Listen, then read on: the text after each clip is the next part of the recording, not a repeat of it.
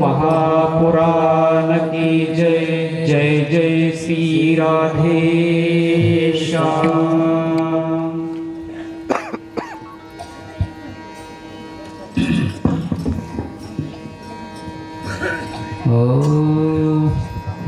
वक्रतुंड महाकाय सूर्यकोटि समप्रभ निर्विघ्नं कुरु मे देव सर्वकार्येषु सर्वदा। वसुदेवसुतं देवं कंसचाणूरमर्दनं देवकी परमानन्दं कृष्णं वन्दे जगद्गुरुं। गुरुर्ब्रह्मा गुरुर्विष्णु गुरुर्देवो महेश्वरा। गुरुर्साक्षात् परब्रह्म तस्मै श्री गुरवे नमः। नारायणं नमस्कृत्य नरं चैव नरोत्तमं देवीं सरस्वतीं व्यासं ततो जयमुदीरयेत्। गोपाल कृष्ण भगवान की जय। ओम नमो भगवते वासुदेवाय। श्रूयतां मानवो वंश प्राचुर्येण परन्तप न शक्यते विस्तरतो वक्तुं वर्षशतैरपि। गोपाल कृष्ण भगवान की जय।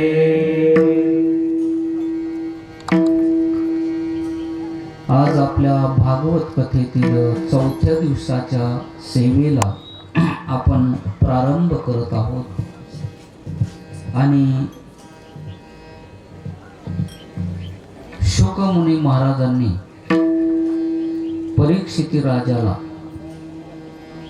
भक्त प्रल्हादाची कथा सांगितल्याच्या नंतर जे नारद मुनीने युधिष्ठिराला सांगितलेली कथा तीच कथा शुक मुनीने परीक्षिती राजाला सांगितली आणि प्रल्हादामुळे संपूर्ण कुळाचा उद्धार भगवंताने वरदान दिलं होतं। यत्र यत्र कुले चैव म्हणून ज्या ज्या कुलामध्ये एखादा वैष्णव जन्माला येतो कुलम पवित्रम त्याचं कुल पवित्र होत असतं। जनने कृतार्था त्याच्या आईला धन्यता प्राप्त होत असते। वसुंधरा पुण्यवती च तेन वसुंधरा म्हणजे ही पृथ्वीला आनंद होतो आणि पृथ्वी पुण्यमय बनल्या जाते। पृथ्वीचा भाग पवित्र बनला जातो। अपार संवित सुखसागरेस्मिन म्हणून याप्रमाणे प्रल्हादाची कथा झाल्याच्या नंतर पुढे आता आपण नवम स्कंदाला प्रारंभ करत आहोत। कारण वेळेनुसार आपल्याला कथेचा विचार करावा लागतो। पूर्ण कथा आपल्याला करता येत नसती, करू शकत नाहीत आपण, म्हणून वेळेनुसार जेवढा आपल्याला विचार करता येईल तेवढा करू शकतो। आणि म्हणून शुकमुनी सांगू लागले, हे परीक्षिती राजे, जे भगवंतापासून विस्तारित झालेलं हे विश्व आणि या विश्वाचा अंत कोणालाच घेता येत नाही। ब्रह्मस्तंभ पर्यंत सर्व मायामयम जगत, कारण हे संपूर्ण विश्व म्हटल्याच्या नंतर याचा अंत आपल्याला लागत नाही। किती जीव आहे त्या पृथ्वीवर याचा अंत आपण लावू शकत नाही, परंतु मन बुद्धीच्या पलीकडे असलेलं जे ईश्वर तत्व आणि तोच ईश्वर तोच परमात्मा जेव्हा सगुण साकार होत असतो तेव्हा त्याचं आपल्याला नामस्मरणही करता येतं, त्याचं आपल्याला दर्शनही घेता येतं, त्याची आपल्याला कृपा संपादन करता येते. भक्तीच्या द्वारा, प्रेमाच्या द्वारा, कर्माच्या द्वारा, उपासनेच्या द्वारा, ज्ञानाच्या द्वारा अशा प्रकारचा विचार शुक मुनीने सांगितला. आणि हा विचार सांगत असताना, कथा सांगत असताना पुढे शुक मुनी कथा सांगू लागले आणि त्या कथेला आपण आता प्रारंभ करत आहोत. गोपाल कृष्ण भगवान की जय. म्हणून त्यांनी सुरुवातीला परमात्मा आणि परमात्म्याने ब्रह्मदेवाला निर्माण केलं. ब्रह्मदेवाने संपूर्ण सृष्टी निर्माण केली आणि ब्रह्मदेवाच्या शरीरातून सुरुवातीला एक पुरुष आणि एक स्त्री प्रगट झाली. सुरुवातीला त्याच्या अगोदर मानव योनी नव्हती. एक पुरुष आणि एक स्त्री. पुरुष म्हणजे मनु आणि स्त्री म्हणजे शतरूपा, असे दोघे जण जोडी. आणि यांच्यापासून पुढे मानव, म्हणून मनूपासून मानव, म्हणून आपल्याला मानव म्हणतात. मनूपासून आपला विस्तार. मग असे 14 मनू झाले. 14 मनू आणि 14 इंद्र. 14 मनू आणि 14 इंद्र. म्हणून यांनी या सृष्टीचा संपूर्ण विस्ताराचा कारभार भगवंतानी त्यांच्याकडे दिला. इंद्रदेवाकडे काय काम दिलं? पाऊस पाडण्याचं काम इंद्रदेवाकडे. बघा, म्हणून माऊलीने पण याचं वर्णन केलंय. पहा, मी सूर्याचे निवेसे तपे तै हे शोसे पुढती इंद्र हो निवर्से तै पुढती भरे. बघा, इंद्रदेवाच्या हातामध्ये मेघ वर्षाव करण्याचं काम हे दिलेलं आहे. म्हणून इंद्रदेवाने जर पाऊस पाडला नाही तर आपलं कसं होईल? आणि म्हणून इंद्रदेवाकडे हे मेघ वर्षाव करण्याचं काम भगवंताने दिलं.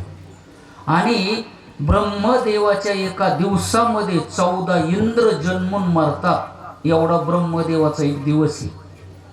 बघा किती मोठा दिवस आहे ब्रह्मदेवाचा. भगवंतानी सांगितलं स्वतः, सहस्त्रयुग पर्यंत महर्यत ब्रह्मनो विदू रात्रियुग सहस्रांताम तेहो रात्रविदो जनाः. आणि म्हणून ज्ञानेश्वर माऊलीने त्याच्यावर वर्णन केलं. पुढे ओवीमध्ये सांगितलं, जिये गावीचा प्रहर दिवोवरी एका अमरेंद्राचे आयुष्य न धरी वेळोने पाती उठी एकसरी 14 जनाची. किती वर्णन हो बघा. आणि 14 इंद्र ब्रह्मदेवाच्या एकाच दिवसामध्ये जन्मून मरतात. ब्रह्मदेवाचा दिवस किती मोठा आहे बघा. 14 इंद्राचे नाव पण आलेले आहेत. याम रोचन सत्यजित त्रिशिख विभू मंत्रद्रुम पुरंदर बली अद्भुत शंभो वैधृत ऋतधामा दिवसपती सुची, एवढे इंद्र आहेत. तसे 14 मनू. त्याच्यामध्ये स्वयंभू नावाचे जे मनू होते, 14 मनूपैकी स्वयंभू नावाचे मनू, त्यांना संतती नव्हती. आणि संतती नसल्यामुळे त्यांनी असा विचार केला की मनू वंशाचे गुरु वशिष्ठ मुनी, मग वशिष्ठ मुनीला त्यांनी विनंती केली की आपल्याला पुत्र संतती व्हायला पाहिजे. वशिष्ठ मुनीने सांगितलं तुम्ही एक यज्ञ करा म्हटले. आणि यज्ञ केला की यज्ञामध्ये आहुती देताना संकल्प करायचा आणि तुमच्यापेक्षा तुमच्या पत्नीने जो संकल्प केला जाईल तसं तुम्हाला अपत्य होईल. तुमची पत्नी जर मनातून जर विचार केला पुत्र व्हावा, पुत्र होईल. कन्या व्हावी म्हटलं तर कन्या होईल. मग वशिष्ठ मुनीने यज्ञ सुरू केला. आणि वशिष्ठ मुनीने सांगितलं आता दोघांना सांगितलं बसा समोर. दोघे बसले समोर. बसल्याबरोबर म्हटले मनामध्ये संकल्प आणायचा. पत्नीला सांगितलं त्यांच्या तुमच्या मनामध्ये जो संकल्प येईल तसं अपत्य प्राप्त होईल. तुम्हाला जर वाटलं कन्या व्हावी, कन्या होईल. पुत्र व्हावं वाटलं तर पुत्र होईल. आणि म्हणून ते बसले. आहुती सुरू झाली, मंत्रदेवता सुरू झाल्या. आणि त्यावेळेला तत्र श्रद्धा मनोपत्नी होतारम समयाचरत. आणि त्यावेळेला काय पहा, वैवस्वत मनुची जी धर्मपत्नी असलेली श्रद्धा तिचं नाव, तिने काय केलं पहा, मनामध्ये असा विचार केला की आपल्याला कन्या व्हावी. सुरुवातीला कन्या आपल्याला असावी. आणि मनूला काय वाटलं आपल्याला पुत्र असावा. बघा दोघांमध्येच मतभेद झाले. मनाचा संकल्प आणि म्हणून मनाचा संकल्प मनुष्याला कळत नाही पण देवतेला कळत असतो. असं असतं. म्हणून मानसम सर्वभूतानां की मनामध्ये काय आलं हे देवतेला कळतं, दुसऱ्या मनुष्याला नाही कळत. आणि म्हणून श्रद्धा जी होती, श्रद्धा देवी, तिच्या मनामध्ये काय आलं आपल्याला कन्या व्हावी आला मनामध्ये विचार. आणि योगायोगाने यज्ञ झाल्याच्या नंतर यज्ञ पूर्णतेला प्राप्त झाला आणि प्रसाद घेतला. श्रद्धा देवीने तो प्रसाद घेतला आणि त्या प्रसादाचं फल म्हणून त्यांना कन्यारत्न जन्माला आलं. तेव्हा मनू म्हटले वशिष्ठ मुनी महाराज असं कसं काय झालं, मुलासाठी यज्ञ केला आणि झाली कोण, कन्या झाली, कसं काय झालं उलट. ते म्हणले असं असतं, संकल्प काय केला म्हणले श्रद्धा देवीने तुमच्या पत्नीने विचारा. मग म्हणले तू काय संकल्प केला होता. ते म्हटले मला वाटलं मुलगीच असायला सुरुवातीला. मग म्हटले काय चुकीचं आहे, बरोबर झालं. वशिष्ठ मुनी म्हटले काय चुकलं का, म्हणले आमचं बरोबर आहे. म्हटले खरं आहे पण आता एक काम करा ना. म्हटले काय, या मुलीचा मुलगा जर होत असेल तर पहा, मुलीचाच मुलगा जर होत असेल तर पहा. तेव्हा वशिष्ठ मुनीने सांगितलं ठीक आहे म्हणे.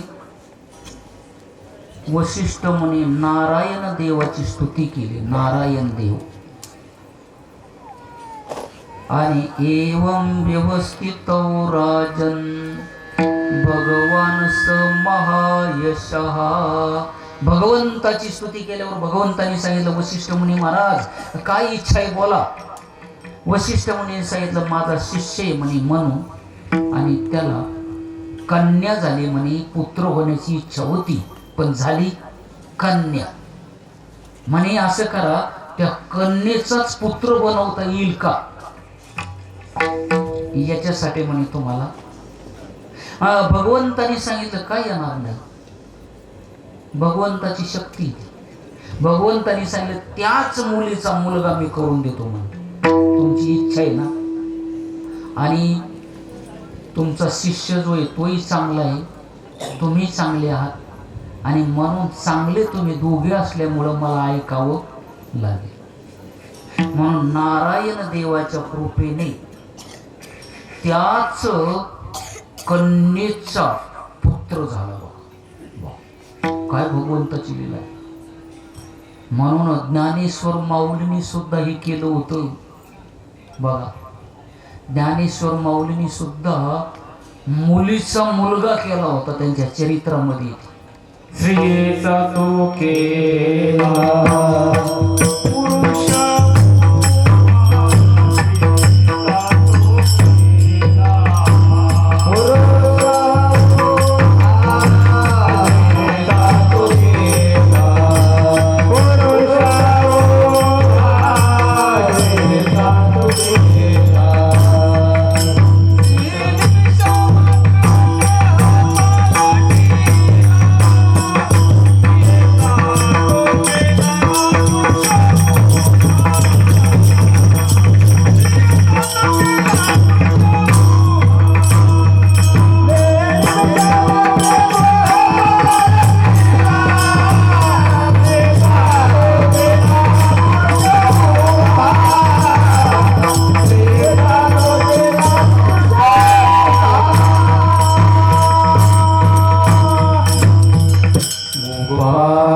कृष्ण भगवान बघा, जेही निमिष मात्रे देह पालटिला, स्त्रीचा तो केला पुरुष उभा, म्हणून करील ते काय होई महाराज, परी पाहे बीज शुद्ध अंगे. हा हा काय नोहे केले का चिंतित, हे म्हणून काय होणार नाही. याप्रमाणे वशिष्ठ मुनीच्या आज्ञेवरून विनंतीवरून भगवान नारायण देवाने श्री मुलीचाच मुलगा बनवला. आणि त्या मुलीचं नाव अगोदर जे ठेवलं होतं ना, इला असं नाव होतं तिचं. इला 2च अक्षरामध्ये नाव आहे. आणि त्याच मुलीचा मुलगा झाल्यावर त्या मुलाचं नाव ठेवलं सुद्युम्न. काय नाव ठेवलं? सुद्युम्न. 3 अक्षरामध्ये नाव ठेवलं. आता मुलगा झाल्यावर मुलीचाच मुलगा, आनंद झाला. मनूला एवढा आनंद झाला, म्हणले चांगलं झालं. वशिष्ठ मुनी महाराज अशी गुरु पाहिजेत म्हणे, काय कळलं अशी गुरु असा की आपल्या इच्छेप्रमाणे फल प्राप्त झालं. योगाने तो सुद्युम्न मोठा झाला. सुद्युम्न मोठा झाल्याच्या नंतर त्याला घोड्यावरती बसवण्याचं शिकवलं. राजाचा मुलगा होता तो, राजपुत्र. राजगादी त्याला चालवायची होती ना पुढे, आणि तो घोड्यावरती बसला. घोड्यावरती बसल्याच्या नंतर त्याचे बाकीचे मित्र काही घोड्यावरती बसले आणि फिरत फिरत वनामध्ये गेले. गेल्यानंतर काय झालं पहा, एका वनातून दुसऱ्या वनामध्ये जात असताना त्यावेळेला एक चमत्कार झाला बघा तिथं. काय झालं? ज्या घोड्यावरती तो बसलेला होता त्या घोड्याचा पूर्ण बदल झाला, त्याची गुढी झाली. आणि हा सुद्युम्न जो होता ना त्याची परत स्त्री झाली. जेवढे जेवढे बरोबर आलेले होते त्या सर्व स्त्रिया झाल्या. बघा आता काय करायचं. वशिष्ठ मुनींनी मुलीचा मुलगा करून दिला, पण आता एकटाच झाला, पण आता सर्वच मुली झाल्या त्याच्या बरोबरचे सेवक. आणि जेवढे जेवढे घोडे होते त्याच्या कोण झाल्या? गुढी बांधल्या त्याच्या सर्व. काय चमत्कार झाला, काहीच कळालं नाही. त्यांनी असं इकडं तिकडं पाहिलं, कसं काय झालं म्हणजे काहीच कळालं नाही. म्हटले आता काय करायचं, चला म्हणले परत. काय मग परत येत असताना त्यावेळेला म्हटले काय करावं आता. सर्व एकमेकाकडे पाहू लागले, विचार करू लागले असा प्रकार कसा काय झाला. तेव्हा परीक्षित राजाने विचारलं, शुकमुनी महाराज हे कसं काय झालं हो, तुम्ही मला सांगा ना म्हटले. मग शुकमुनींनी कथा सांगायला सुरुवात केली. या पुरुषाच्या स्त्रिया का झाल्या याची कथा शुकमुनी सांगू लागले. बघा, एकदा गिरीशं दृष्टुम मृषयस्तत्र सुव्रतः दिशो वितिभिराराभा कुर्वंत समुपागतम. काय झालं म्हटलं एक वेळेला परीक्षिती राजा, त्या वनामध्ये महादेव आणि पार्वती बसले होते आणि पार्वतीला महादेवाने मांडीवरती बसवलं होतं. आणि अशा वेळेला तिकडून काही ऋषी आले होते आणि ऋषीला पाहिल्यावर पार्वती देवी लाजल्या आणि लाजल्यानंतर महादेवाला वाटलं काय करावं आता. तेव्हा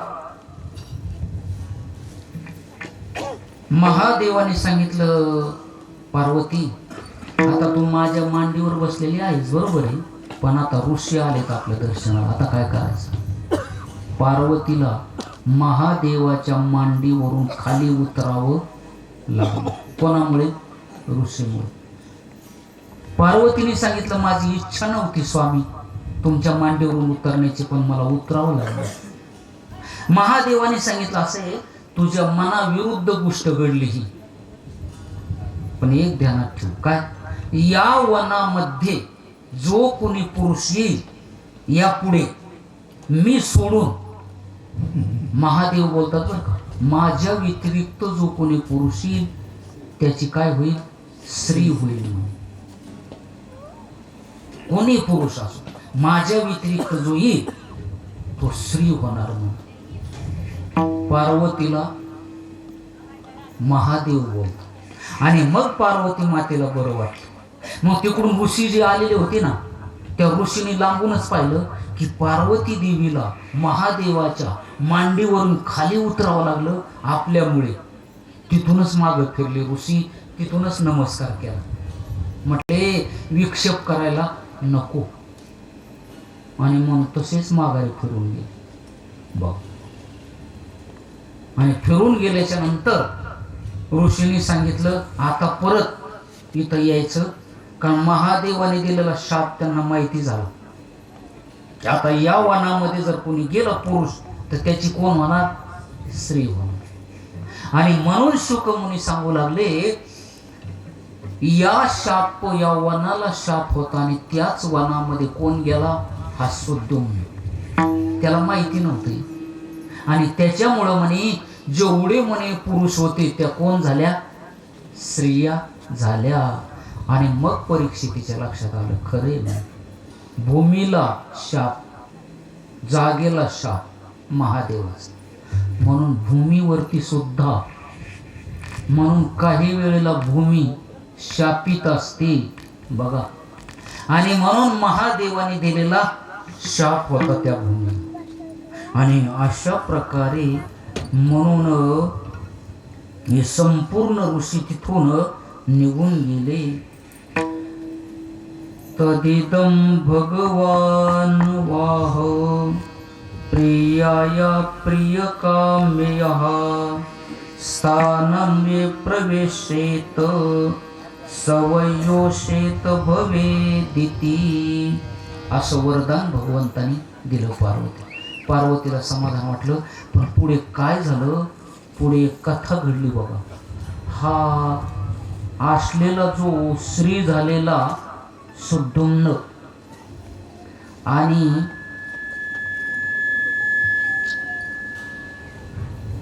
त्या वनामधून पुढे जाता जाता विचार करू लागले, कसं काय झालं. म्हणले कसं झालं असेल जाऊ द्या, पण चला आपण.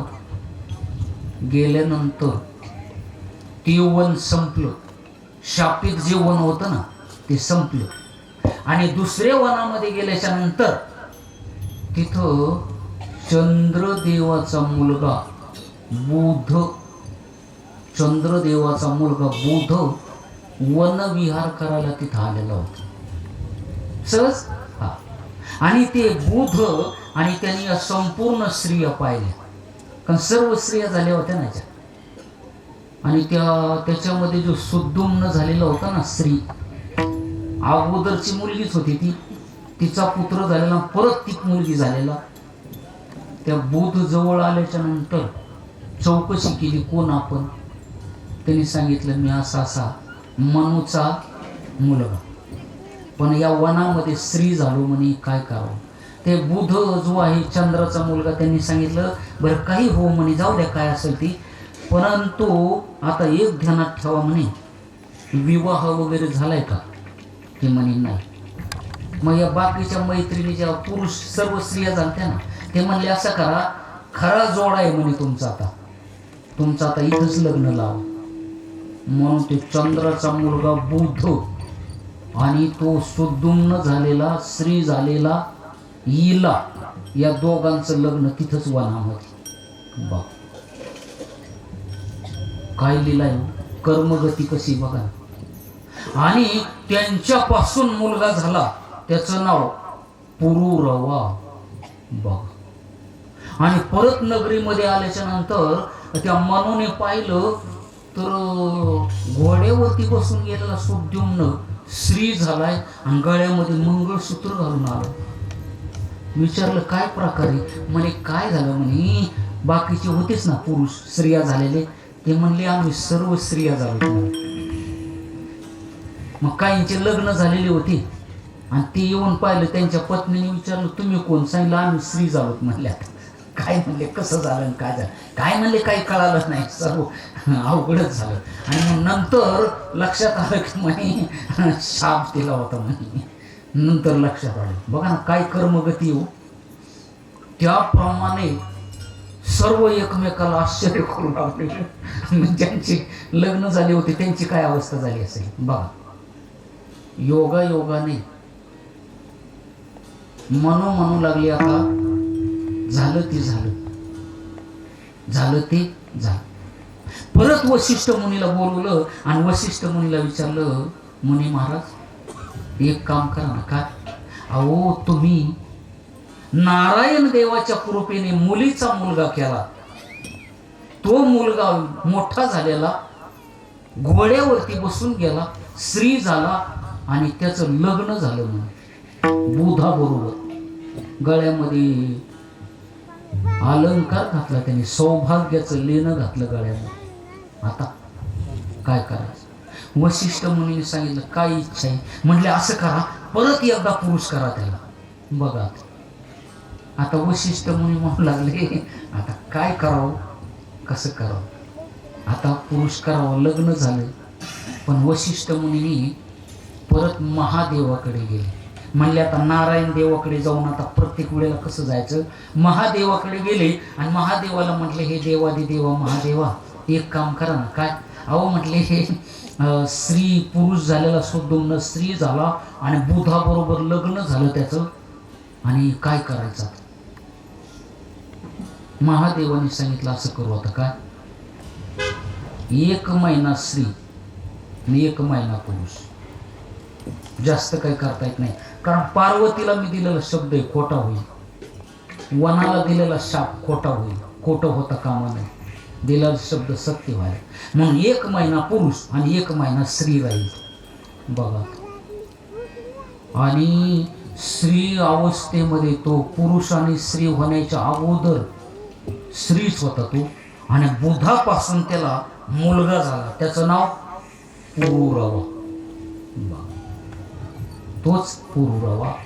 आणि अशा प्रकारे म्हणून 1 महिना स्त्री 1 महिना पुरुष असं होता होता लोक त्याचा सन्मान ठेवीत नव्हते. काय म्हणले आता उद्याच्यालाच हा स्त्री होणार आहे, राजा आहे पण उद्या स्त्री होणार, महिना संपत आला. मग प्रजा लोक हसायची त्याला. आणि मग त्याने काय केलं, पुरुरवाला गादीवरती बसवलं आणि तो वनामध्ये निघून गेला. अशी गोपाल कृष्ण भगवान की जय. पुढे पुरुरवामुळे चंद्रवंशाचा विस्तार झाला. या चंद्रवंशामध्ये श्रीकृष्णाचा अवतार आहे बरं का, म्हणून या कथेला प्रारंभ झालेला आहे आज. कारण बाकीच्या कथा आपण सोडून दिल्या, कारण आपल्या बाकीच्या कथा पाहताना वेळ अपूर्ण होतो. म्हणून आपल्याला श्रीकृष्ण अवताराची कथा उद्या पाहायची ना, म्हणून चंद्रवंशाचं हे वर्णन सुरू झालं आता. मग पुरुरवा आणि पुरुरवा जो आहे त्या पुरुरवाला उर्वशी पासून पुत्र झाले. उर्वशी का नारद मुनी स्वर्गामध्ये गेले होते आणि इंद्र सिंहासनावर बसलेले होते आणि अप्सरा नृत्य करत होत्या आणि गायन चाललेलं होतं गंधर्वाचं. आणि नारद मुनी त्यावेळेला सांगितलं होतं मृत्यू लोकामध्ये चंद्राचा असलेला नातू सर्वात सुंदर आहे म्हणे. त्याचं सौंदर्य चंद्राचा नातू, कारण चंद्रदेवाचा मुलगा बुध आणि बुधाचा मुलगा हा पुरुरवा. आणि मग ते उर्वशीने ऐकलं आणि उर्वशीने ऐकल्याच्या नंतर उर्वशीने विचार केला सर्वात सुंदर जर तू आहे तोच आपण पती करू. आलं ना तिच्या मनात. आणि उर्वशीने स्वर्ग सोडला. हो, स्वर्ग सोडून खाली आले आणि पुरुरवा बरोबर विवाह करून पुरुरवापासून त्याला आपत्ती झाले त्या उर्वशीला. आणि उर्वशी नंतर निघून गेली. कारण उर्वशीने सांगितलं होतं मी राहील. तिने 2 मेंढी आणली होती, मेंढी, आणि सांगितलं हे मेंढी जोपर्यंत व्यवस्थित राहतील कोणी चोरणार नाही तोपर्यंतच मी राहील. आणि फक्त तूप खाणार म्हणे मी, दुसरं काही खाणार नाही. तूप हा, कारण स्वर्गातली होती ना ती, तिला असलं भाजी भाकरी त्या जमत्या का. अमृत पिणारी उर्वशी. मग तिने सांगितलं फक्त तूप खाईल म्हणे मी. म्हणून तूप ही पवित्र वस्तू आहे बरं का. म्हणून अन्नाला पवित्र करणारं तूप असतं. काही वेळेला आपल्याला जर वाटलं अन्नामध्ये काही दोष आहे काय ना, तुपाचं त्याच्यामध्ये थोडी धार टाकायची, अन्न पवित्र होणार. वर्णन आहे त्याचं बरं का इथं. द्रोत संस्कारे शुद्ध अन्न, होम संस्कारे नवधान्य, अग्नी संस्कारे लवण, पवित्र जाण शास्त्रार्थे. वर्णन आहे त्याचं. काय वर्णन आहे तर लवण म्हणजे मीठ ही अपवित्र आहे. जेव्हा ती अग्नीमध्ये टाकल्या जातं तेव्हा अपवित्र होतं. मग कच्चं मीठ खाणं अपवित्र असतं ते. मग कच्चं मीठ कधी खाऊ नये. आता तुम्ही म्हणणार अडचणच आली थोडीशी, आता आळणी झाली कसं काय खायचं. तसं खा, तसं काय नाही. तुम्हाला नाही मन आवडलं तर खा, परंतु ज्याला समजा माहिती म्हणून सांगितलं, ज्यांना पथ्य पाळायचे कच्चं मीठ खाणं अपवित्रतेचं लक्ष. कारण आगणीमध्ये जेव्हा त्याला गरम केलं जातं तेव्हाच ते शुद्ध होतं मीठ. म्हणून मीठ हे कधी जेवताना नंतर घ्यायचं नाही. जरी आळणी झालं तसंच खायचं हा, परंतु तसं नंतर मीठ घ्यायचं नाही. आणि अन्नाला शुद्धता द्रुत म्हणजे तुपामुळे. म्हणून जेवणामध्ये तुपाचे 1-2 चमचे का होईना टाकले ते अन्न पवित्र होत असतं. म्हणून त्या उर्वशीने सांगितलं मी फक्त तूप खाऊन राहील अशा प्रकारे. म्हणून त्या उर्वशीपासून पुढे चंद्रवंश वाढत गेला. अशा प्रकारची कथा. गोपाल कृष्ण भगवान की जय. श्री कृष्ण गोविंद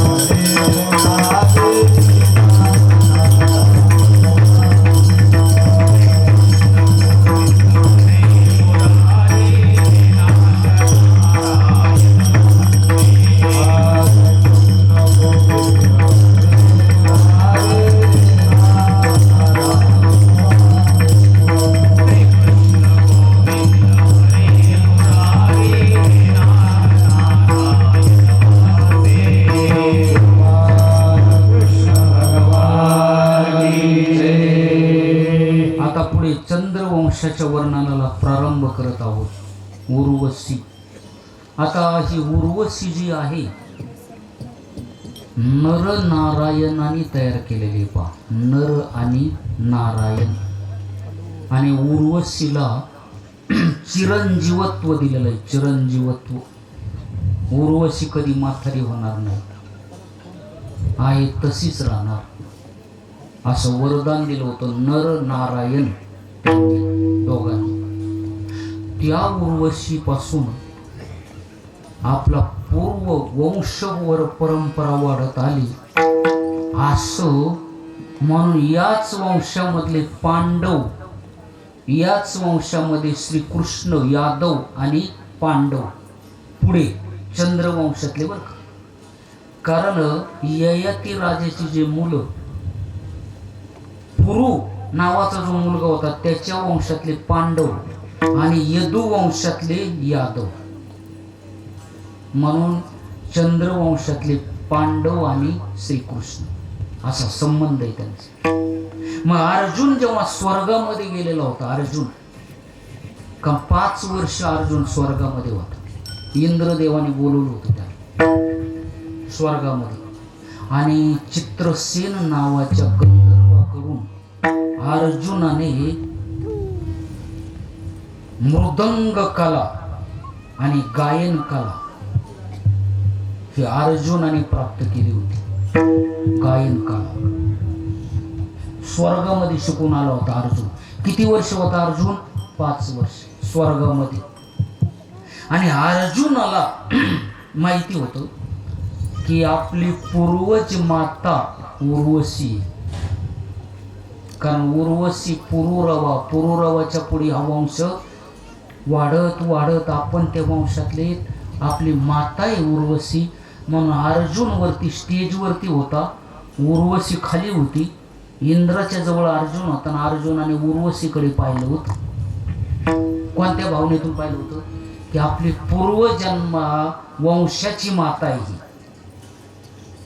पण उर्वशीला असं वाटलं अर्जुन आपल्याकडे पाहतोय, त्या अर्थी अर्जुनाबरोबर विवाह करावा. म्हणून उर्वशी अर्जुनाच्या महालामध्ये आली होती आणि अर्जुनाला सांगितलं, अर्जुना तू माझ्याकडे काल पाहत होता, तुझी इच्छा पूर्ण करण्यासाठी मी आले. पण अर्जुनाने सांगितलं नाही, मी त्या भावनेतून पाहत नव्हतो, कारण माझ्या वंशाची तू जननी आहेस, म्हणून माझी जशी कुंती माता तशीच तू माता आहेस म्हणून पाहत होतो म्हणे. त्या उर्वशीने शाप दिला अर्जुनाला. बघा 1 वर्ष म्हणे तू काय होशील? हिजडा होशील. बघा त्याने सांगितलं जरी झालो तरी चालेल, परंतु हा माझ्या भावनेमध्ये मी बदल होऊ देणार. म्हणून अर्जुनाचे शब्द आहेत बघायचे. यथा कुंतीच माद्रीच शचीचैव ममान घे तथाच वंश जननी त्वमही मेद्य गरीयसी. सांगितलं उर्वशी तू माझ्या कुंती आणि माद्री प्रमाणे माता आहेस, अशी कथा घडलेली. आणि अशी उर्वशी ही चंद्रवंशाची जननी. बघ म्हणून या चंद्रवंशामध्ये पुढे शर्यती राजाची कथा आली. शर्यती नावाचा राजा होऊन गेला.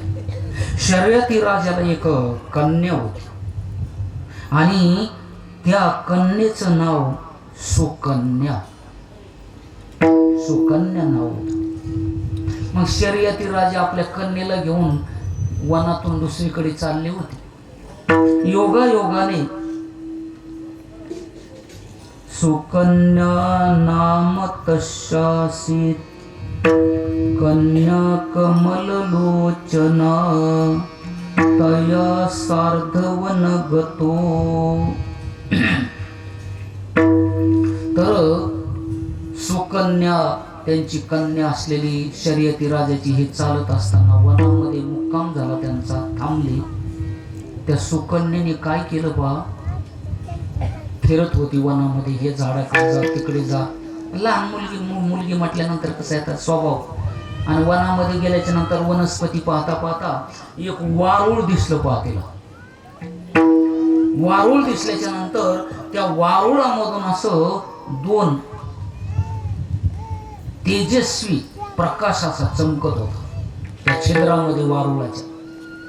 आणि सुकन्याने असं डोकावून पाहिलं, बाकीच्या मैत्रिणीला बोलवून सांगितलं, पहा तुम्ही काय चमकतं. मग तिने काय केलं, काडी घेतली आणि अशी टोचून पाहिली. त्या टोचल्याबरोबर आतमध्ये च्यवन ऋषी तप करीत होते बघा, च्यवन ऋषी. आणि डोळे उघडे करून वरती पाहत होते आकाशाकडे. वरती वारूळ वाढलं होतं त्यांच्या अंगावर. तपश्चर्या करताना वारूळ वाढलं आणि फक्त डोळे उघडे दिसत होते. आणि नेमकं डोळ्यावर काडी टोचली त्यांनी. काय केलं तरी माहिती, काही करायला नव्हतं पाहिजे पण केलं. बाल स्वभाव हा. आणि अशा प्रकारे गोपाल कृष्ण भगवान की जय. आणि काडी टोचल्याबरोबर त्याच्यामधून रक्त आलं वर. रक्त आल्याबरोबर च्यवन ऋषीच्या क्रोधामुळे काय झालं, सर्वांचे पोट फुगले गेले बघा. गच्च झाले पोट. एवढे पोट फुगले, प्रत्येक जण म्हणायचं आमचं पोट फुगलं. पोटच मोकळं व्हायला, काय करायचं. शर्यती राजाला विचारलं, सर्वांनी काय करावं राजे, आमचे पोट फुगले. मग फुटायचा पाळी आली पोटाची. अशा चालता येईना कोणाला, सर्वांना झालं होते. केलं एका मुलीने, पण प्रायश्चित्त सर्वांचे पोट फुगले. म्हणले आता काय करायचं. शर्यती राजाने प्रत्येकाला सर्वांना पुढे बसवलं आणि म्हटले, इथं एखादी वस्तू कोणाची काही घेतली का तुम्ही, न विचारता. कारण असं असतं, तृणम वा यदि वा शाकम मृदम वा जलमेवच परशापहार जंतो नरकम प्रतिपद्यते. दुसऱ्याचं गवत जरी चोरून आणलं तरी पाप असतं बघा. तृणम, गवत सुद्धा चोरून आणू नये, विचारून आणावं. तसं थोडंफार एक भारा म्हणताना दोन जरी आणले तरी काही एवढं हे नाही, पण विचारल्याशिवाय मात्र आणू नये. शाकम, शाकम म्हणजे खाण्याचा पदार्थ न विचारता घेऊ नये. समजा काही फळ आलेले असते, जो वृक्षाला याला झाडाला, तर न विचारता आंबा म्हणा, चिक्कू म्हणा, डाळिंब म्हणा तोडू नये, पाप असते. ज्ञानेश्वर माऊली त्याचं वर्णन करतात, ऐका बघू. वाटे पिकली या वृक्षाचे फळ अपेक्षितयाचे, तेवी साधारण कर्माचे फळ घेतया. काय माऊलीने देऊन ठेवलं बघा. म्हणून रस्त्याने पिकलेलं एखादं फळाचं झाड पाहून चांगलं दिसतंय म्हणून तोडायचं, पाप असतं ते, पाप बघा, दोष असतो. आणि मालक जर कडक असला तर, आणि मग तर त्यांनी जवळून जर येऊन धरलं तर काय करतात, का तोडला आंबा आमचा, दे जोडून परत जागेवर, काय करता. आणि म्हणून न विचारता तोडू नये, माऊली सांगतात स्वतः, दोष असतो. याप्रमाणे शर्यती राजाने सर्वांना विचारलं, कुणी काही इथं एखादी वस्तू उचलली का या वनामध्ये, एखादं फळ म्हणा किंवा दुसऱ्याची वस्तू म्हणा काही घेतली का. सर्व म्हटले नाही, प्रामाणिक माणसं होती. पण मुलींनीच सांगितलं म्हणे, बाबा माझ्याकडून एक चूक झाली म्हणे. काय म्हणे, वारुळ आहे त्या बाजूला, त्याच्यामध्ये मी काडी टोचली, त्याच्यातून रक्त आलं म्हणे वरती. आणि मग शर्यती म्हणले, अगा पुरी चूक केली, तिथं च्यवन ऋषी बसलेले तप करायला, आणि तो डोळ्यामध्ये काडी टोचली, मोठा अपराध झाला, त्याच्यामुळं असं झालं म्हणे. मग शर्यती राजे जवळ आले, पूर्ण वारुळ खोदलं बाजूने चौकडून, आणि वारुळाच्या मध्ये जे ऋषी बसलेले होते त्या ऋषीला मोकळं केलं. आणि ऋषीचा डोळा फुटलेला होता, डोळ्यातून रक्त गळत होतं. शर्यती राजाने सांगितलं, ऋषी महाराज क्षमा करा बरं, कारण त्यांना माहिती होतं यांनी जर शाप दिला सर्वांना भस्म करतील. मग म्हटले, ऋषी महाराज क्षमा करा, आमच्या मुलीकडून चुकलं. आणि मुलीला सांगितलं, बाळ क्षमा माग ऋषीची. लगेच ती सुकन्या पळत आली आणि नमस्कार केला. सांगितलं, ऋषी महाराज मी राजाची कन्या, माझं नाव सुकन्या, आणि मी सहज काळी टोचवली, मला माहीतच नव्हतं, क्षमा करा. च्यवन ऋषीने मुलीकडे पाहिले आणि च्यवन ऋषी म्हटले, ठीक आहे म्हटले, करतो बाळ क्षमा तुला, पण एका अटीवर, एका अटीवर. मग त्यावेळेला शर्यती राजाने सांगितलं, काय आट असेल ती सांग, पूर्ण करू, परंतु शाप देऊ नका. मग शर्यती राजाने हे असं म्हटल्यानंतर च्यवन ऋषी म्हटले, मी तपश्चर्या करण्यामध्ये माझं आयुष्य निघून गेलं, भरपूर आयुष्य गेलं, म्हातारं झालो म्हणे मी आता, आणि मुलीने म्हणे माझा डोळा पडला, जाऊ द्या, पण आता एक काम करावं लागेल म्हणे, काय, ही मुलगी आणि मला अर्पण करा आणि या मुलीबरोबर मी विवाह करणार आणि ही मुलगी मला तुम्ही द्यावी लागेल. राजाची मुलगी होती आणि मागणारे कोण, ऋषी होते, आणि ऋषीचं वय म्हातारे झालेले होते, पण शब्द सोडला नाही म्हणायचं. कसं का नाही म्हणावं तर शाप देतील. आणि मग त्या मुलीलाच विचारलं, बाळ सुकन्या, आता तूच निर्णय दे काय करायचं. पण तिचं नाव होतं सुकन्या. तिने सांगितलं, बाबा तुमचं नाव घालवणार नाही, तुम्ही माझे पिता आहात आणि तुम्हाला त्रास जर माझ्यामुळे होत असेल तर माझ्या नावाची काय किंमत आहे. म्हणून एक काम करा, मला हे जरी म्हातारे असले तरी मला देऊन टाका, यांची सेवा करेल मी, पण तुम्हाला शाप लागता कामा नाही. तुम्हाला सुख मिळत असेल तर मला या ऋषीला अर्पण करा, मी अनन्य भावाने सेवा करते. म्हणून बघा ना काय प्रसंग येऊ, राजाची मुलगी पण एका ऋषीला द्यावं लागली. म्हातारी झालेले ऋषीला नाविलाज झाला. कर्माचं फळ हे काय, कर्म, काळी टोचल्याचं हे फळ, आणि द्यावी लागली. सुकन्येने असा विचार केला नाही की आता हे म्हातारे येत आणि आपण तरुण येत. तिने अनन्य भावाने सेवा केली. त्याचे श्लोक आलेले बघा आता इथं, व्रतोपवास निरता या नारी परमोत्तमः भरतारं नानुवर्तेत सच पाप गतिरेते.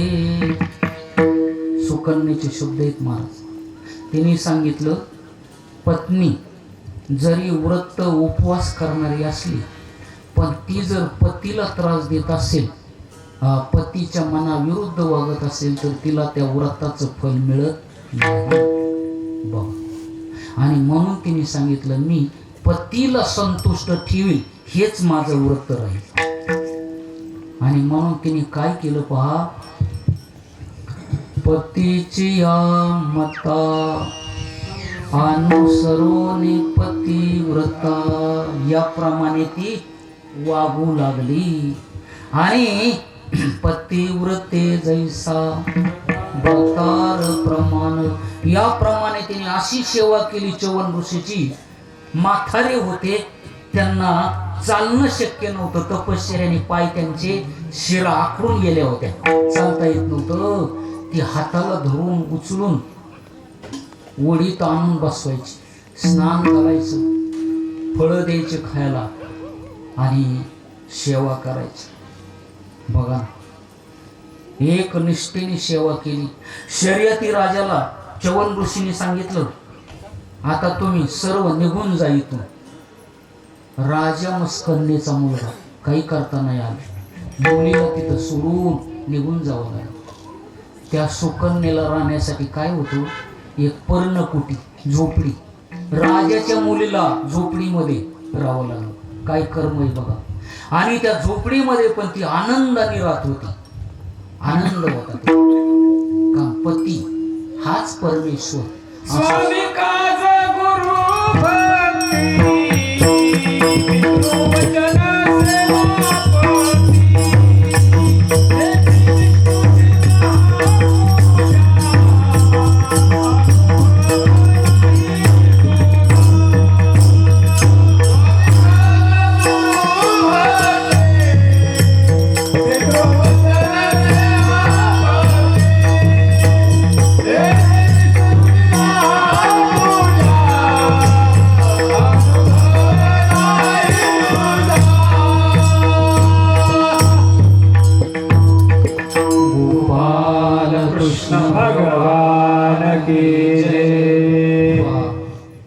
हीच विष्णूची महापूजा.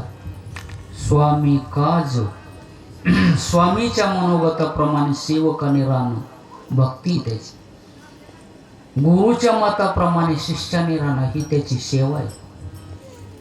पितृवचन वडिलांची आज्ञा पालन करणं मुलाचा धर्म आहे. आणि पतीची सेवा ही पतिव्रतेचा काय धर्म आहे.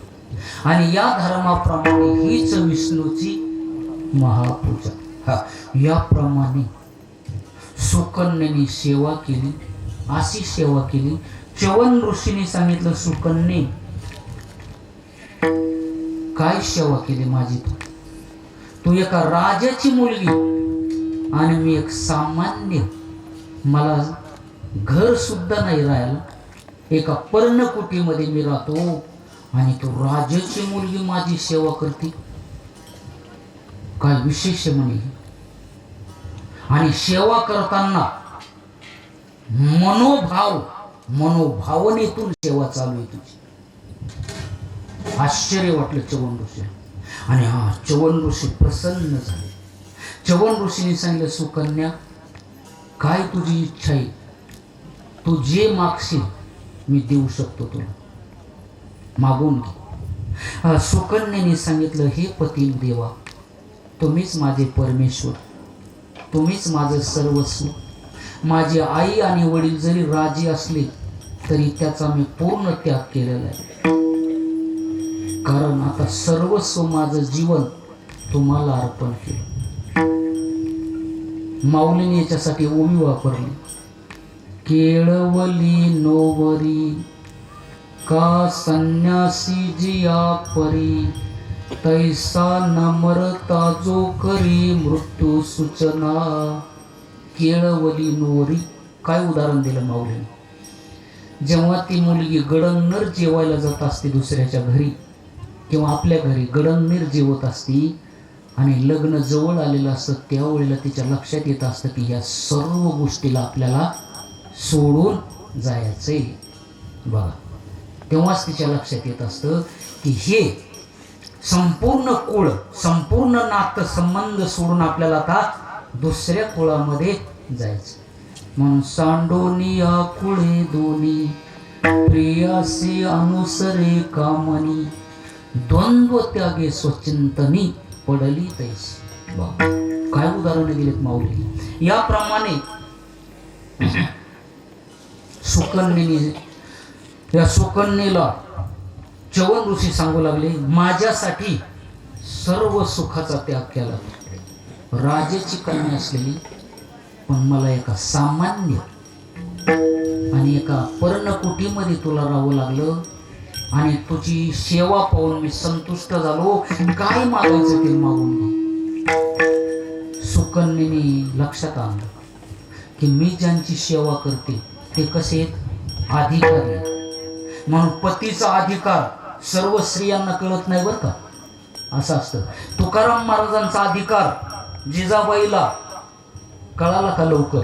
नाही कळाला. म्हणून ते वैकुंठाला चला म्हणत होते, पण जिजाबाईला आप्पाची गुळवी त्यांनी म्हैस दिली होती वडलेल्यांनी, आणि म्हैस वेलेली होती. वैकुंठाला जाण्याचं नाकारलं त्यांनी. कशामुळे? म्हशीमुळे. म्हशीचं दूध मडक्यामध्ये तापत होतं आणि म्हणजे काही वैकुंठाला जाऊन इथं म्हशीची कोण करेल सोडवा. असं असतं. म्हणून पतीचा अधिकार काही वेळेला पत्नीला कळत नसतो बरं का. असं घडतं काय वेळ. मग काही महाराज मंडळी आम्हाला म्हणतात, महाराज काय मग आम्ही हजारो लोकांना उपदेश करतो, पण घरामध्ये आमचा काहीच मान नाही. आमचं तिचं ऐकावं लागतं आम्हाला. ते जसं म्हणतं ऐका. योग असतात, प्रारब्ध योग असतात. म्हणून आपल्याकडं नाही तसं काही बरं का. आपल्याकडे सर्व व्यवस्थित आहे. तेव्हा च्यवन ऋषीने सांगितलं, सुकन्ये काय इच्छा असेल. मग सुकन्येने सांगितलं, ऋषी महाराज, पती देवा, माझी एक इच्छा अशी, आता तुमची वंश परंपरा चालत राहावी, म्हणून आपल्याला पुत्र संतती असावी. बरोबर, काय चुकीचं आहे? आपल्याला पुत्र संतती असावी कारण आपण गृहस्थ आश्रमी आहोत.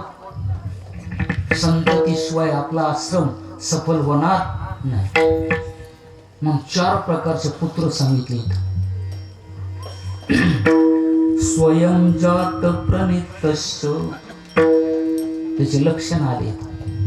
मग च्यवन ऋषींनी सांगितलं ठीक आहे म्हणे, आपल्याला पुत्र संतती पाहिजे, योग्य मागितलं, तुझी इच्छा पूर्ण करू म्हणे आपण. च्यवन ऋषींनी काय केलं पहा, तारुण्य प्राप्त करण्यासाठी जे तारुण्य देईल आपल्याला, अशा अश्विनी आणि कुमार या 2 देवतेकडे सामर्थ्य. काय? म्हाताऱ्याचं तरुण करण्याचं सामर्थ्य. देवांचे वैद्य ते कोण? अश्विनी आणि कुमार, 2 देव. आणि च्यवन ऋषीला माहिती होतं की यांच्यामध्ये सामर्थ्य असेल की म्हाताऱ्याचं तरुण करतात ते.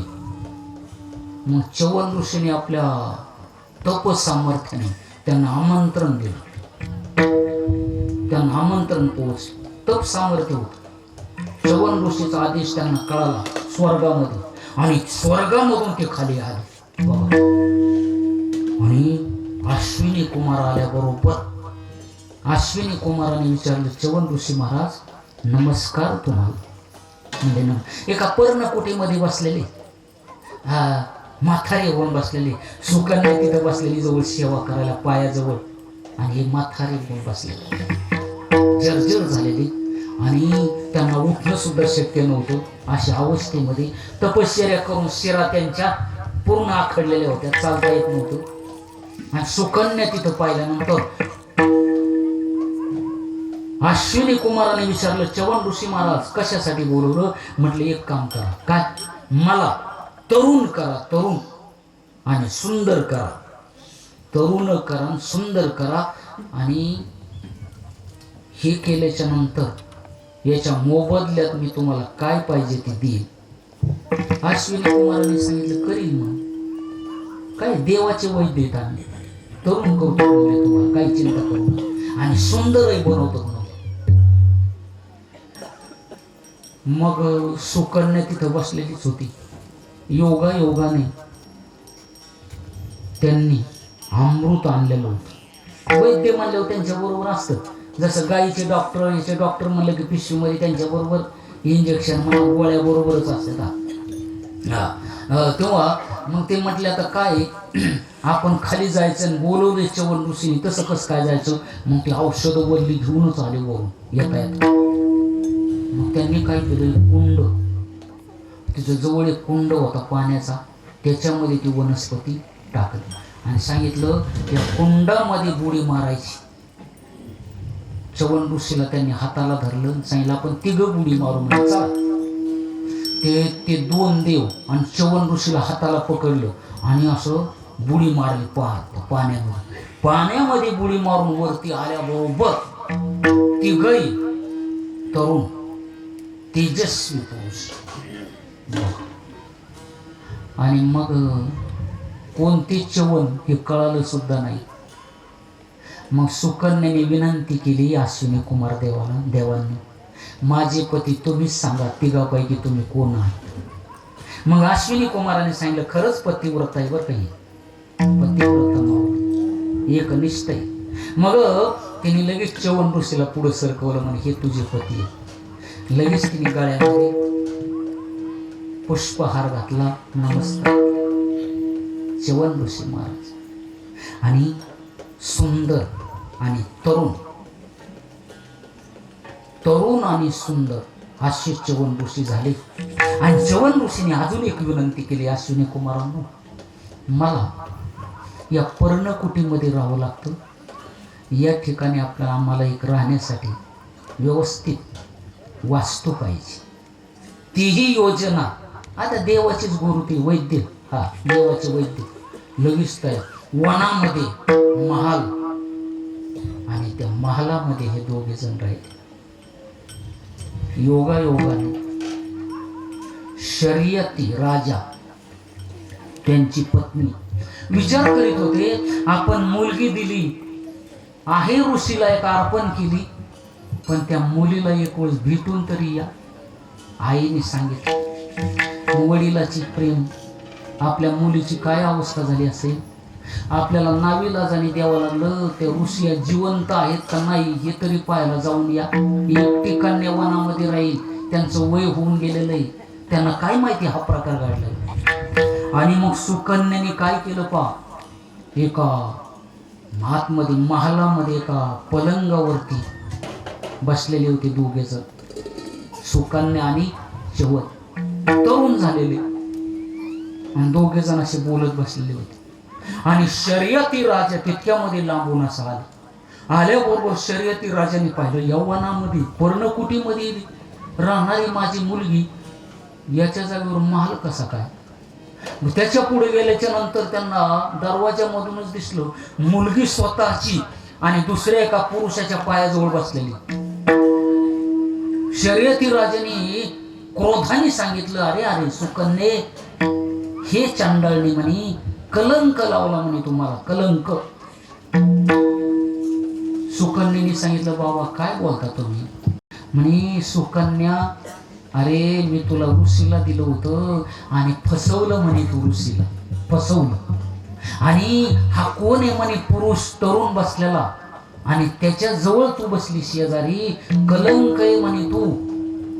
आणि मग ती सुकन्या हसली आणि सांगितलं म्हणे, बाबा तुम्ही माझे पिता राजे मला भेटायला आला, पण तुमचे जावाई जे च्यवन ऋषी ते हेच आहेत म्हणे, हेच माझ्या पातिव्रत्याचं फल आहे. म्हातारपणाचं यांना तारुण्य प्राप्त करून दिलं, हे माझ्या पातिव्रतेचं फल आहे. आणि मग शर्यती राजे धावत आले, मुलीला कवटाळून धरलं, सांगितलं, धन्य आहे बा, खरंच तुझं नाव सुकन्या, आणि पतीला तरुण करण्याचं सामर्थ्य तुझ्यामध्ये, म्हणे पतिव्रतेमध्ये हे सामर्थ्य असतंच. म्हणून 3 पतिव्रता अशा जगामध्ये झाल्या. वृद्ध पतीला तरुण बनवलं त्यांनी, अशा 3 पतिव्रता झाल्या. आणि म्हणून सांगितलं, या सुकन्येचा एक नंबर आहे त्याच्यामध्ये, आणि दीर्घायुष्य बनवलं त्यांना. आणि मग शर्यती राजाने सांगितलं, सुकन्या, खरंच तुझं नाव शोभते, माझी कन्या आणि सुकन्या, धन्य म्हणे, तुझ्यामुळे म्हणे माझ्या 3 वंशाचा उद्धार होणार. कोणते कोणते, मातृवंशा, पितृवंशा, पतिवंशास्त्रयस्त्रयः, पतिव्रताया पुण्येन स्वर्ग सौख्याने भुंजते.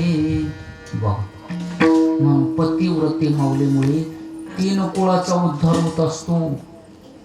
वर्णन आलेलं येतं, कोणते कोणते, आईच्या कुळाचा उद्धार, वडिलांच्या कुळाचा उद्धार आणि पतीच्या कुळाचा उद्धार. म्हणून मुलापेक्षा कन्या श्रेष्ठ सांगितलेले तुकाराम महाराजांनी. वर्णन करताना अगोदर कन्येचं नाव घेतलं आणि नंतर पुत्राचं नाव घेतलं.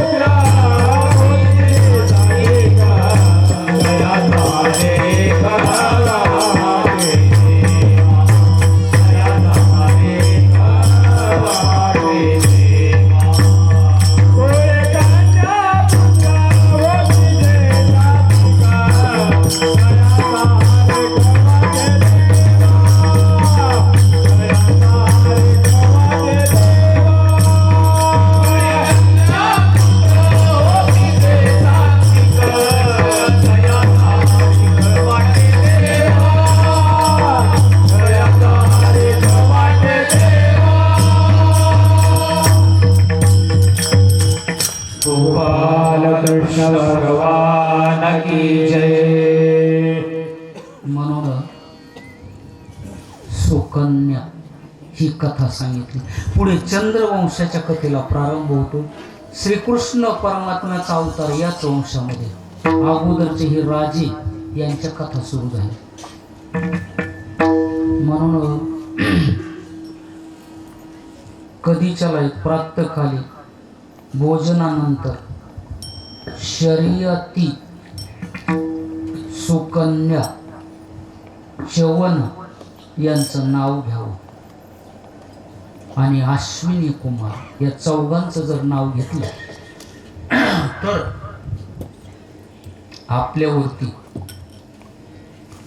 काही अपघाती संकट म्हणा किंवा आपल्याला काही चालत असताना काही धोका होत असताना त्याच्यामध्ये या चौघांच्या नामाने ते दोष निवृत्त होतात. म्हणून शर्यतींच सुकन्यांच स्टेवनम सोम अश्विनौ या चौघांचे नाव घ्या. शुकमुनी वर्णन करतो. खरं सामर्थ्य आहे त्यांच्यामध्ये आणि म्हणून ही कथा श्रवण करणारा फल मिळते. आपल्यावरती येणारे जे भौतिक संकट असतात त्या संकटाचा परिहार होण्यासाठी या कथा आणि याच्यातून जे आपल्याला पुण्य प्राप्त होत असतं आणि भागवत श्रवणाचं पुण्य आपल्याला जे मिळत असतं ते पुण्य आपल्याला शतपटीने सुख देत असतं. सुख अशा प्रकारे म्हणून ही कथा सांगितली. आता पुढे कथा सांगत असताना शुकमुनीने पुढे कथा सांगितली आणि यवनाश्व नावाचा राजा आणि मांधाता राजा या कथेला आपण प्रारंभ करू. 2 मिनिट भजन घ्या. राधे श्याम राधे श्याम राधे राधे राधे राधे राधे श्याम राधे श्याम राधे श्याम राधे राधे राधे राधे राधे श्याम राधे श्याम राधे श्याम राधे राधे राधे राधे राधे श्याम राधे श्याम राधे श्याम राधे राधे राधे राधे राधे श्याम राधे राधे राधे राधे राधे श्याम राधे राधे राधे राधे राधे श्याम राधे राधे राधे राधे श्याम राधे राधे राधे राधे राधे श्याम राधे राधे राधे राधे राधे श्याम राधे राधे राधे राधे राधे श्याम राधे राधे राधे राधे राधे श्याम राधे राधे राधे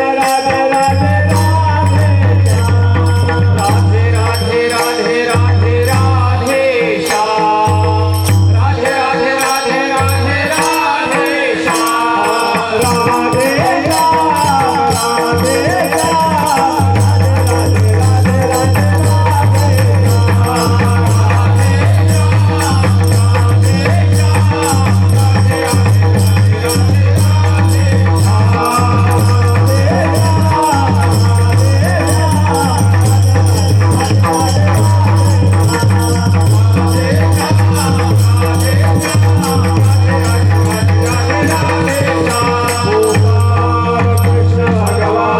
राधे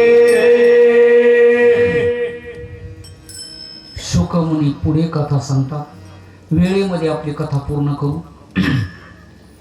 भरपूर कथा असतात याच्यामध्ये. श्रीकृष्ण अवताराची कथा आपण उद्या पाहणार आहोत. म्हणून आता अगोदरचे जे राजे झाले त्यांच्या कथा चालल्यात आपल्या. यामध्ये कथा सांगत असताना युवनाश्व राजाने यज्ञ केला होता. कशासाठी यज्ञ केला होता? त्याला संततीची गरज होती. कारण पूर्वीचे राजे असंच असायचं, काही अपूर्णत्व असायचं. कोणतं? संततीचं अपूर्णत्व असायचं, वैभव सर्व असायचं. परंतु पुत्रहीनस्य मे राज्यम सर्वं दुःखाय कल्पते. दुःखी असायचे त्या कारणास्तव आणि म्हणून त्यांनी यज्ञ केला. यज्ञ केला असताना युवनाश्व आणि त्याला 100 पत्न्या होत्या. त्याला 100 पत्न्या होत्या. 100 पत्न्या होत्या, पण पुत्र नव्हता.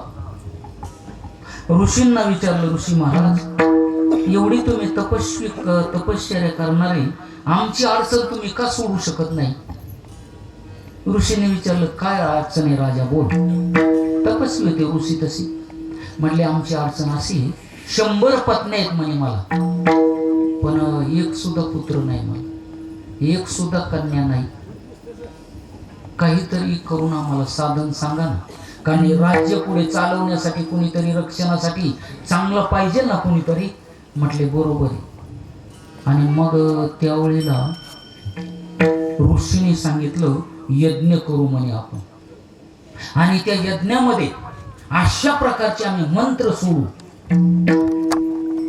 अशा मंत्राचा जप करू, तुम्हाला पुत्र संततीच होणार. म्हटले, मग चालेल. म्हणून 100 पत्न्याला घेऊन तो यज्ञ अशा ठिकाणी ठेवला त्यांनी, एकांतामध्ये. तिथं दुसरा आवाज येता कामा नाही. का मंत्र म्हणत असताना जर दुसऱ्याचा कानावर आवाज आला, मन विचलित होतं, मंत्र चुकला जातो, स्वरोतो, वर्णतो, पर्यतो.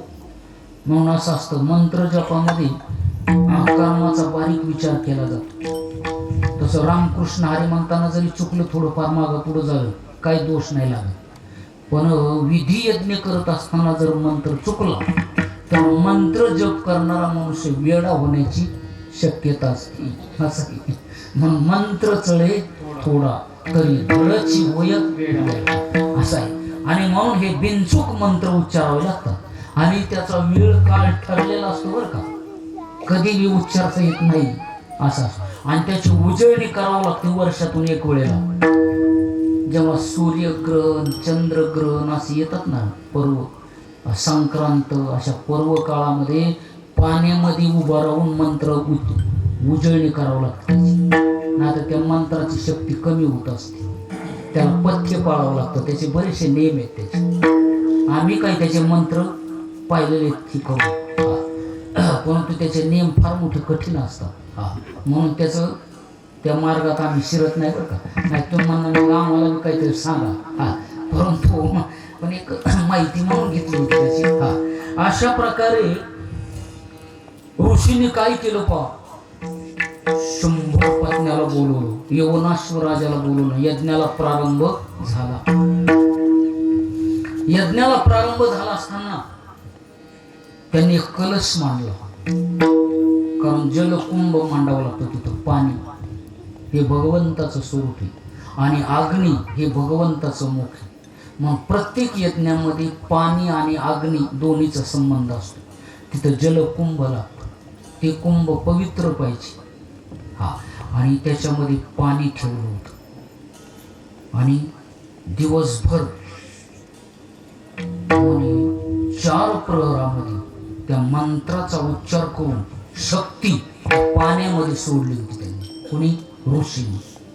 100 पत्न्या होत्या, यवनाश्व राजा होता. आणि राजाला सांगितलं, राजे, सकाळच्या प्राप्त समय हे तीर्थ घ्यायचं, तुला ज्या राणीला देव वाटेल त्या राणीला द्यायचं.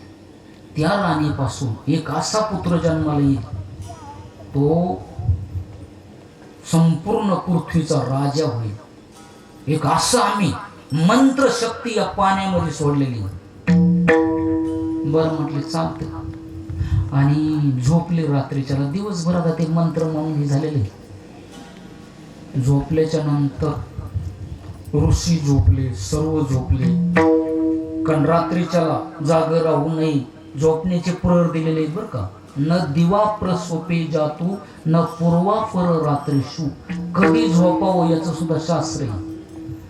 9च्या पुढे जाग राहू नये, 9च्या पुढे झोपायला पाहिजे. मग आता आपलं बरोबर आहे ना, 9ला जेवलं की काय काम आहे आपलं. आणि म्हणून काही माणसं 11-12 वाजेपर्यंत जागे राहतात आणि सकाळी 8-9ला उठतात. आपल्याकडे नाही तसं. पुणे अशा शहरामध्ये लोक आहेत बघा तसे काही, मी पाहिले स्वतः. 1 वाजेपर्यंत फिरणार आणि उठणार 8-9 वाजता. म्हणून तो नियम शास्त्राच्या विरुद्ध आहे. आणि म्हणून झोपण्याचा नियम सांगितला, उठण्याचा नियम सांगितला. म्हणून सांगितलं प्रातःकाली उठल्याबरोबर ते प्रसाद राणीला द्यायचं. मग राणीला लगेच पहाटेच्या वेळेला उठवलं. ब्रह्मी मुहूर्तावरती उठवायचं म्हणजे सकाळी. आणि 9च्या टायमाला सर्व झोपले, राजे झोपले. आणि राजाला रात्रीच्याला तहान लागली. राजा तहान लागल्याबरोबर राण्या झोपलेल्या आहेत, सर्व झोपलेले. पण आता म्हटले राणीला तरी कसं काय उठवावं, सेवकाला तरी कसं काय उठवावं. कारण असं असतं झोपलेल्या माणसाला कधी उठू नये, फक्त 7 वेळेला उठवावं. आणि तुकाराम महाराजांनी 2 नियम सांगितले. कथा निद्रा भंग करावा भोजनी. कथा जर सुरू झाली तर झोपेतून माणसाला उठवावं.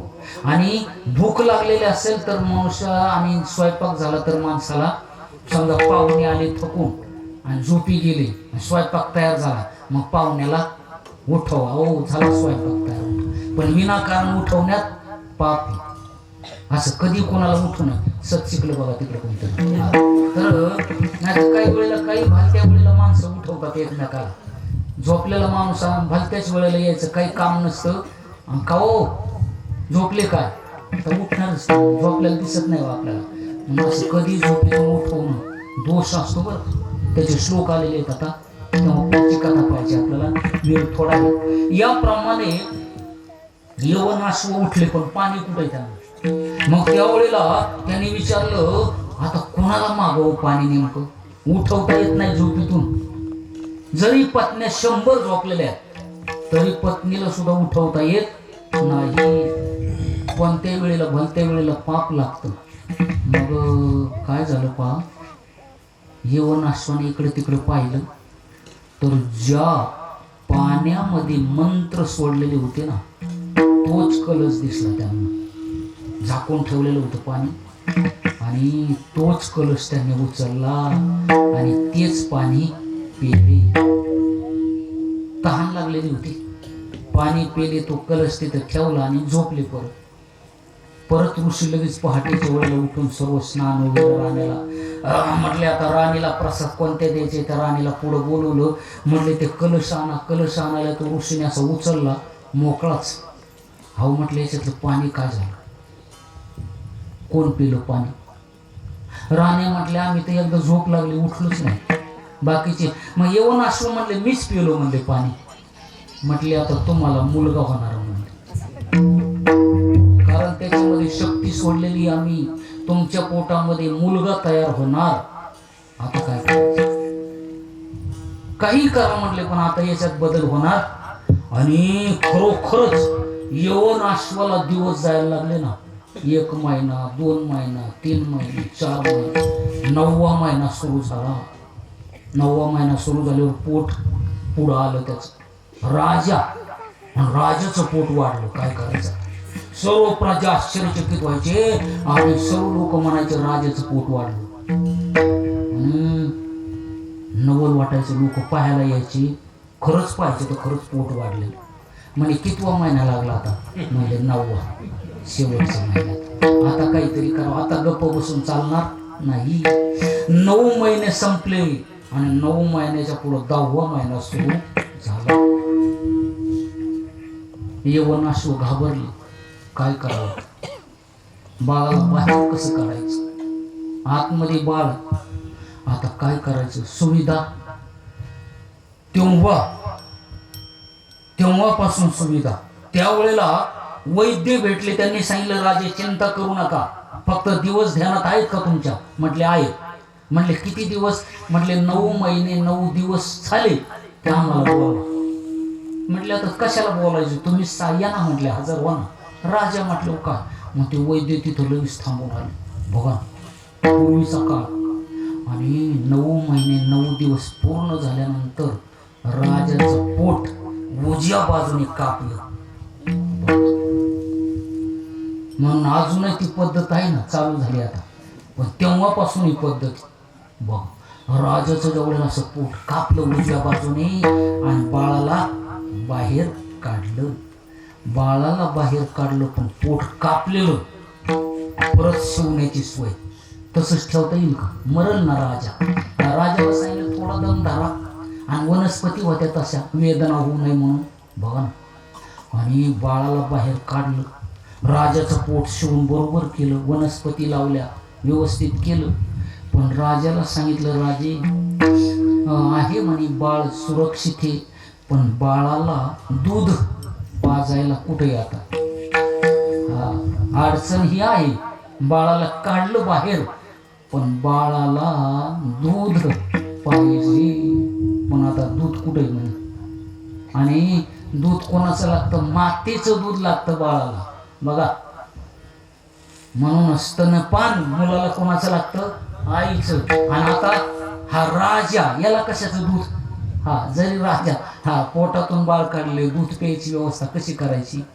मग यवनाश्व राजाने इंद्रदेवाचं स्मरण केलं. इंद्रदेवाचं स्मरण केल्यावर इंद्रदेव आले तिथं, आणि इंद्रदेवाने आपल्या अनामिका नावाच्या बोटाने अमृत त्याच्या तोंडामध्ये सोडले. त्याच्यामुळे त्याला तहानही नाही, भूकही नाही, आणि मोठा वाढत गेला. आणि त्या मुलाचं नाव ठेवलं मानधाता. त्याचं नाव ठेवलं मानधाता. म्हणून मानधाता नावाचा एक राजा असा पराक्रमी होऊन गेला. आणि यवनाश्व राजाने सांगितलं, हे इंद्रदेवा, तुमच्या नावाने हा कायम यज्ञ करील, तुमचा आशीर्वाद राहू द्या याला. मग इंद्रदेवाने सांगितलं याचं नाव मानधाता ठेवलं, आणि मी वेळेवर मेघ वर्षाव करणार म्हणे याच्या राज्यामध्ये, माझी कृपा राहील म्हणे याच्यावरती. मग इंद्रदेवाची त्याच्यावरती कृपा. आणि मानधाता मोठा झाल्याच्या नंतर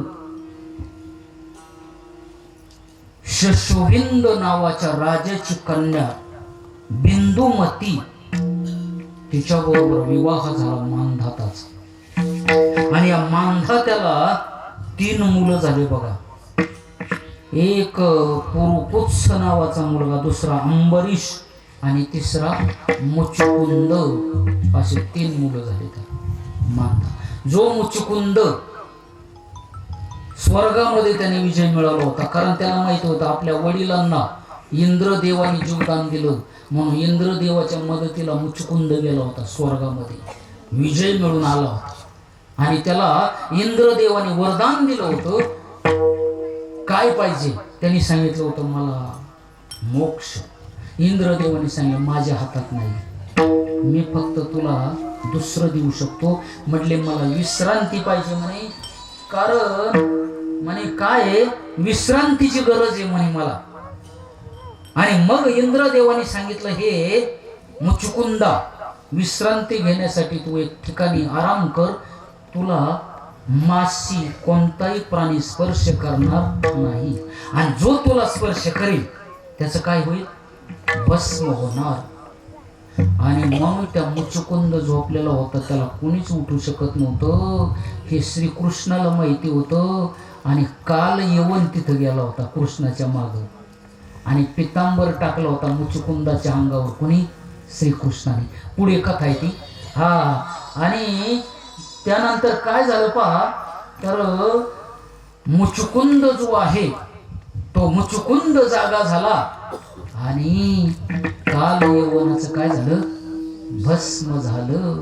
वरदान होतं त्याला कोणीच मारू शकत नव्हतं, म्हणून हे श्रीकृष्णाला माहिती होतं. अशा प्रकारची हा मुचकुंद मानधाताचा. आणि मानधाता जो आहे त्याला 50 मुली होत्या आणि 3 मुलं होती, आणि 50 मुली होत्या. वेळ थोडा राहिला आपला. 50 मुली ज्या होत्या त्या मुली लक्ष्मी सारख्या दिसत होत्या, कारण इंद्रदेवाच्या कृपेतून प्राप्त झालेलं होतं यांना आपत्य. आणि 50 मुली योगायोगाने या 50 मुली विवाहाच्या वयामध्ये आल्या. कारण असं असतं, कन्या विवाहाच्या वयामध्ये आली की तिचा विवाह करावा लागतो. शास्त्र आहे त्याचा नेम आहे. कन्येचा विवाह जर टाळाटाळ केली ब्रह्महत्येचं पाप लागतं. म्हणून संन्यास पुरुषाला घेता येतो, स्त्रीला संन्यास घेता येत नाही शास्त्रामध्ये. आता काही मुली म्हणतात आम्हाला लग्नच करायचं नाही, संन्यासच घ्यायचा, शास्त्राच्या विरुद्ध येते. कुठंच शास्त्रामध्ये उल्लेख नाही. म्हणून स्त्री म्हटलं की तिला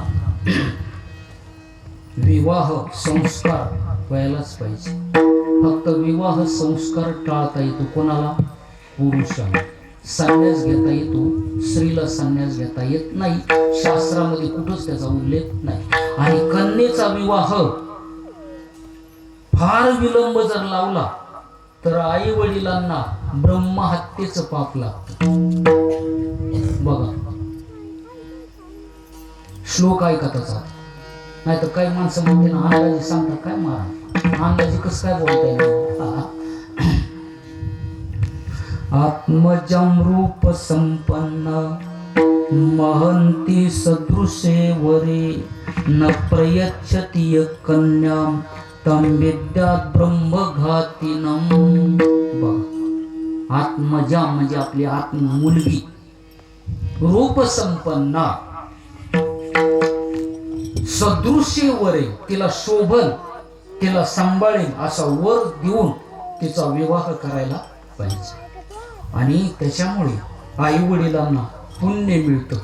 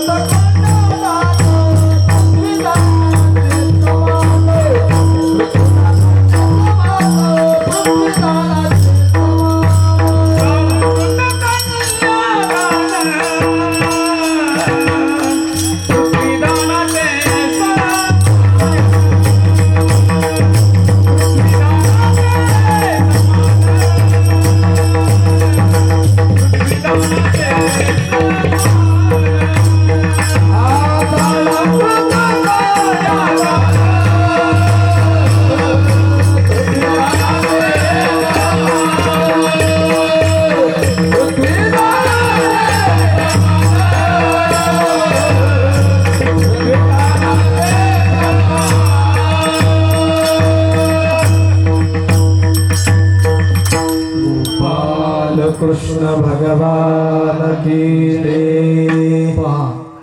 पृथ्वी दानाते समान सालंकृत कन्यादान.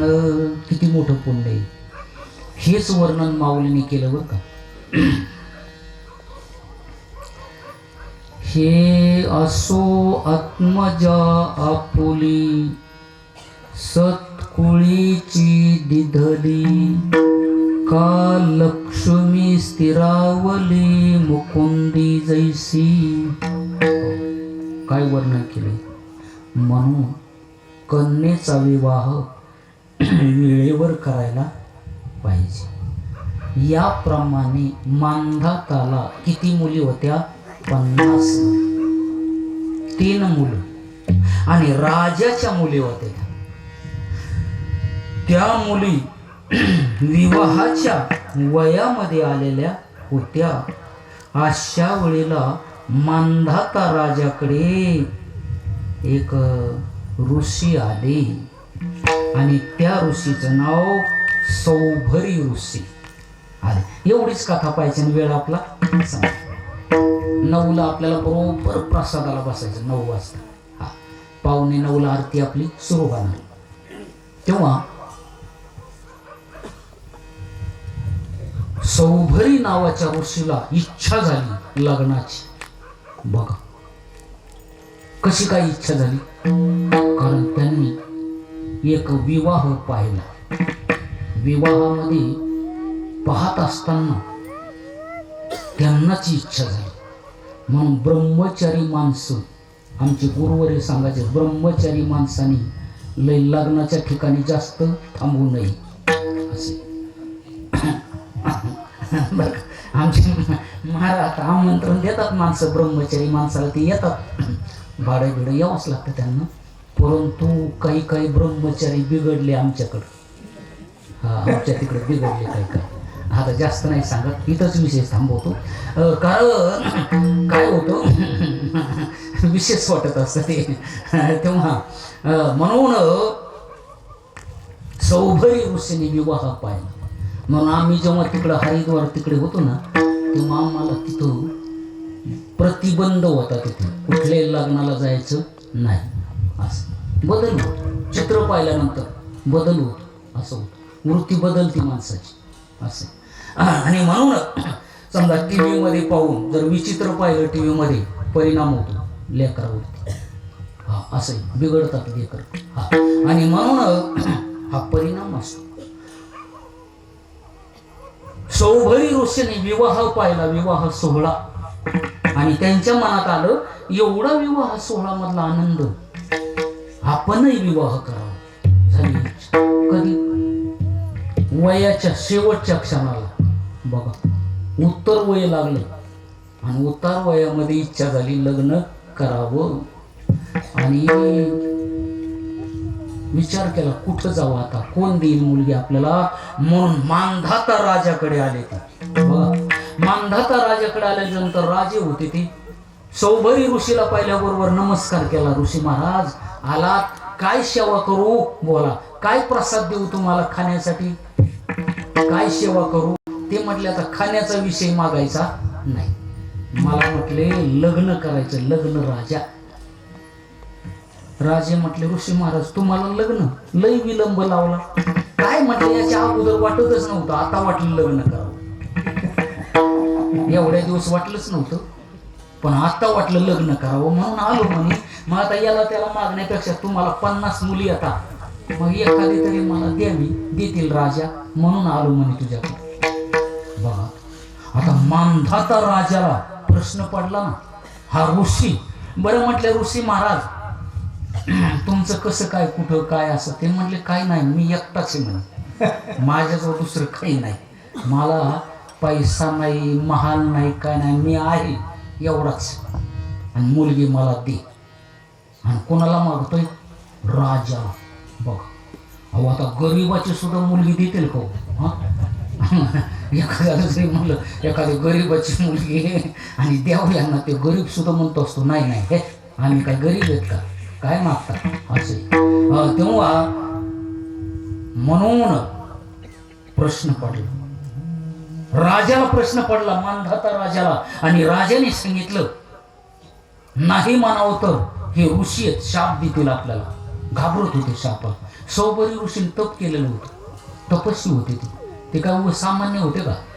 त्यांना एक इच्छा झाली लग्नाची, पण सामर्थ्य होतं त्यांचं. मांधाता राजाने सांगितलं ऋषी महाराज आता आमच्या 50 कन्या, 50 मुली लग्नाच्या विवाहाच्या वयामध्ये आलेल्या आहेत आणि एका महालामध्ये आहेत त्या बसल्या.